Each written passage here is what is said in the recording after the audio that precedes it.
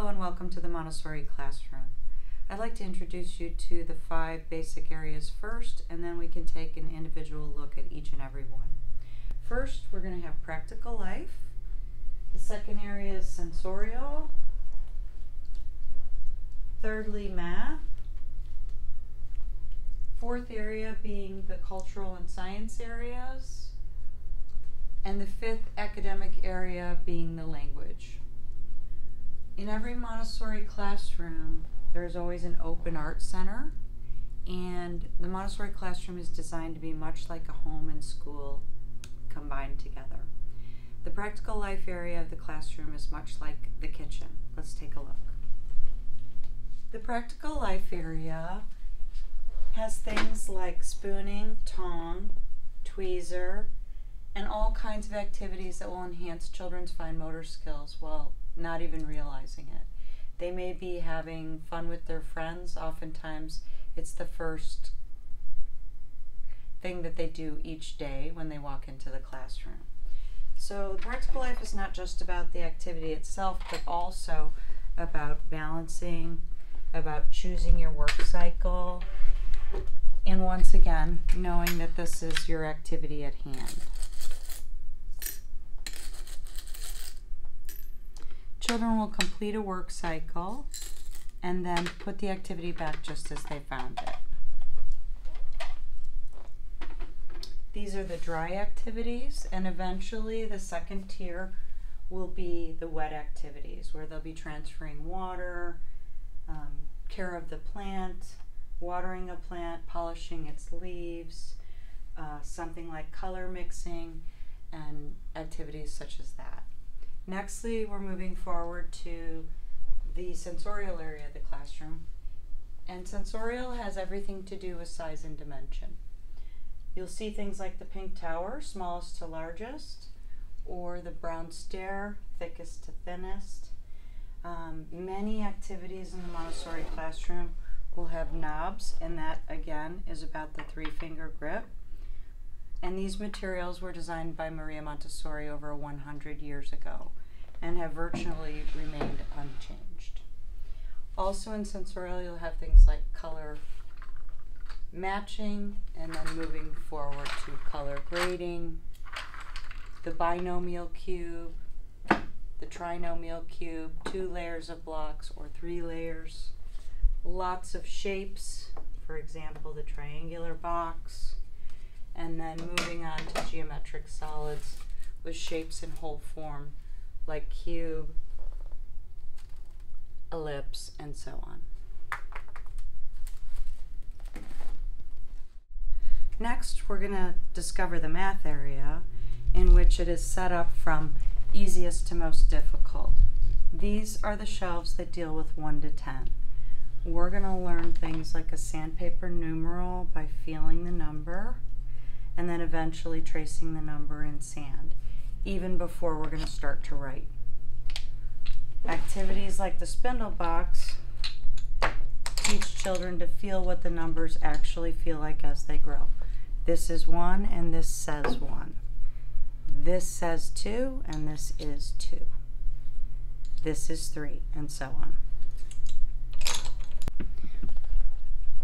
Other math activities include the color bead stair, where number 1 is always red, number 2 is always green, number 3 is always pink, and so on.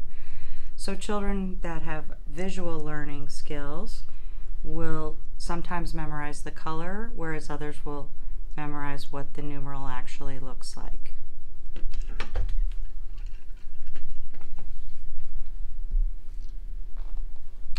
This is an activity where children are going to learn odd and even by pairing up numerals as partners, just as they would in line. And math goes on and on. Eventually working with things like teens, where we learn that 11 is a 10 and a 1, and 12 is a 10 and a 2, and so on. So they're learning in a very concrete way how numbers grow.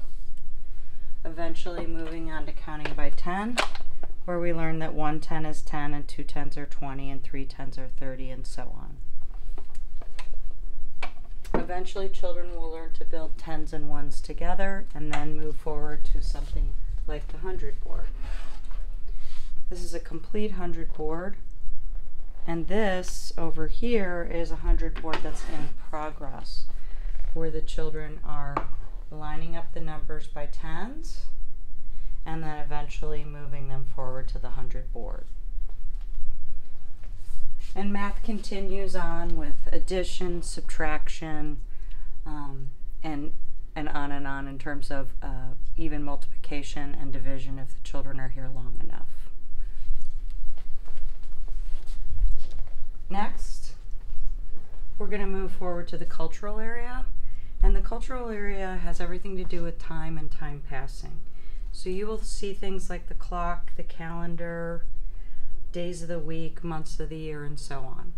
And you will also see everything to do with topography and geography. So you might see an activity like land, air, and water, and then moving forward to being a part of the whole world. And we are part of the family of North America, but there are other families too, South America and Europe and Asia and so on. And if you take the globe, and you can do this with Play-Doh and cut it in half and lay it flat, that is how you make your first map. So you have North America and South America, Europe and Asia and so on. And then eventually the children will be singing songs about the continents, learning the names of the various continents, and then as they get older, they might decide to do a map of, let's say, North America. If you blow it up really big, it's going to look like this. And we're part of the family of the United States, but there are other families too, Canada and Mexico and so on. And they are our next door neighbor countries, and they are also called border countries because they touch. So difficult concepts made simple, if you will. Moving forward to other cultural activities could be famous landmarks from around the world, or even local attractions. The cultural and science areas intermingle with one another. So you're also going to be moving forward to things like living and non-living, plant and animal, and vertebrae and invertebrate. Oftentimes you'll have something on the shelf where this month we are taking a deep dive into fish. These are the parts of the fish, a puzzle of the fish, different types of fish, and so on. The language area of the classroom is everything to do with reading, writing, and conversation. So you will start with simple concepts like matching, things that go together, rhyming words, sequencing, opposites, and upper and lowercase letters.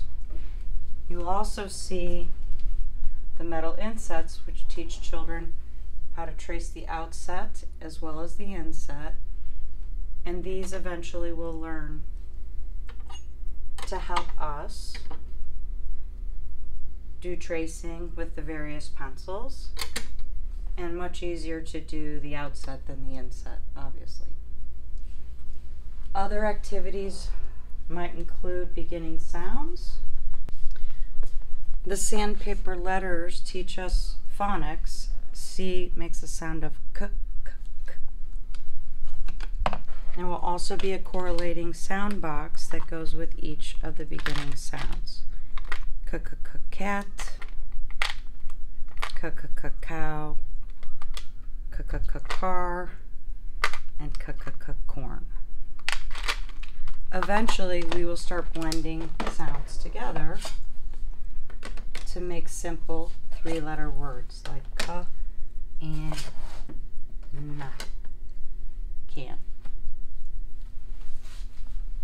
Once they've mastered the first 7 sounds, they can start to read simple three-letter words, and then eventually we'll start working with what we call the movable alphabet.